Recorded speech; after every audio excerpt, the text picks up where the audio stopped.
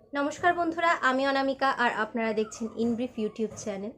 চাকরি সংক্রান্ত সমস্ত রকমের লেটেস্ট আপডেট, জব নোটিফিকেশন, বিভিন্ন এক্সামের syllabus, previous year question, GK updates সমস্ত কিছুই আপনারা পাবেন এই চ্যানেলে। বন্ধুরা, আবারও চলে এলাম নতুন একটি ভিডিও নিয়ে।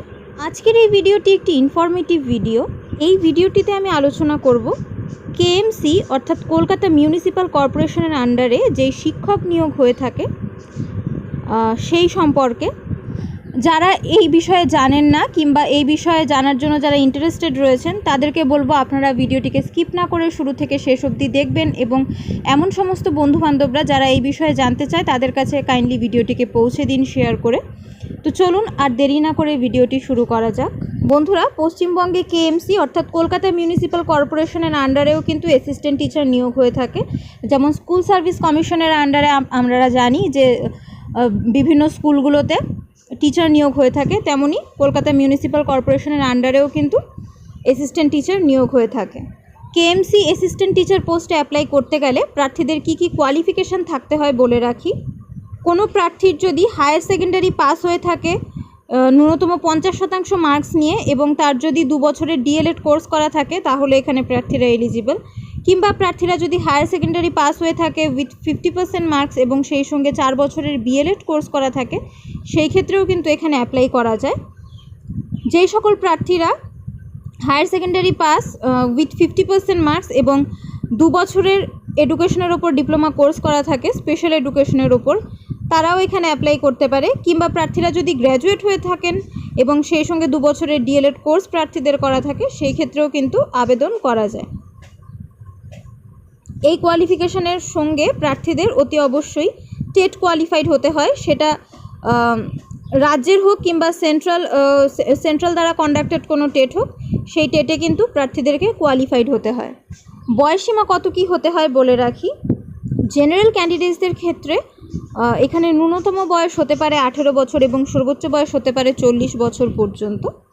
রিজার্ভ ক্যাটাগরির প্রার্থীরা সরকারের নিয়ম অনুযায়ী বয়সের ছাড় পেয়ে থাকে। এসসি এসটি ক্যাটাগরির প্রার্থীদের ক্ষেত্রে সর্বোচ্চ বয়সসীমায় 5 বছরের ছাড় থাকে, আর ওবিসি ক্যাটাগরির প্রার্থীদের ক্ষেত্রে সর্বোচ্চ বয়সসীমায় এখানে 3 বছরের ছাড় থেকে থাকে। সিলেকশন প্রসেস সম্পর্কে এখানে বলে রাখি। এই পোস্টের জন্য প্রার্থীদেরকে প্রথমে রিটেন টেস্ট দিতে হয়। রিটেন টেস্টে যে সকল প্রার্থীরা কোয়ালিফাই করতে পারে তাদেরকে ইন্টারভিউ দিতে হয়। আগামীতে হয়তো কেএমসি অ্যাসিস্ট্যান্ট টিচারের নিয়োগ হতেও পারে, তো সেই ক্ষেত্রে আপনাদেরকে আগে থেকেই প্রস্তুতি নিয়ে রাখতে হবে, কারণ সেই সময় প্রস্তুতি নেওয়া শুরু করলে তখন হাই কম্পিটিশন হবে। তাই আগে থেকেই আপনারা তাই প্রস্তুতি শুরু করে রাখতে পারেন। এবার বলি নতুন পে কমিশন অনুসারে এই পোস্টের বর্তমান স্যালারি কত কী রয়েছে। আমাদের রাজ্যে অর্থাৎ পশ্চিমবঙ্গে এখানে কিন্তু 6th পে কমিশন অনুসারে স্যালারি দেওয়া হয়ে থাকে। এই পোস্টের পে লেভেল 6, পে স্কেল 22,700 টাকা থেকে শুরু করে 58,500 টাকা।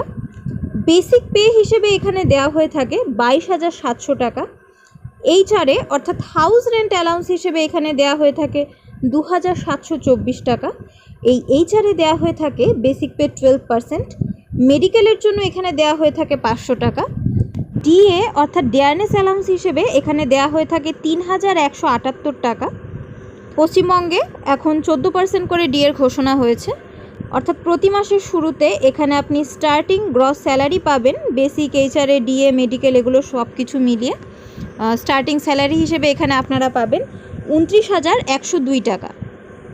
গ্রস স্যালারির হিসেবে আমি এখানে কোনো রকমের ইনক্রিমেন্ট না ধরে বলছি। চাকরিতে জয়েন করার সঙ্গে সঙ্গে আপনি কোনো ইনক্রিমেন্ট পাবেন না, তবে 1 বছর পর থেকে প্রতি বছর আপনি 3% করে ইনক্রিমেন্ট পাবেন, এবং ইনক্রিমেন্ট যদি বাড়ে তাহলে আপনার এইচআরএ বাড়বে, আপনার ডিএ বাড়বে এবং স্বাভাবিকভাবেই আপনার গ্রস স্যালারিও বাড়বে।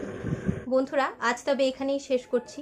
অতি অবশ্যই ভিডিওটিকে শেয়ার করুন প্রয়োজনীয় বন্ধুবান্ধবদের সঙ্গে, আর এই চ্যানেলে নতুন হলে চ্যানেলটিকে সাবস্ক্রাইব করে রাখুন এমন ধরনের লেটেস্ট আপডেট পেতে। আপনারা যুক্ত হয়ে যেতে পারেন আমার টেলিগ্রাম চ্যানেলটির সঙ্গে।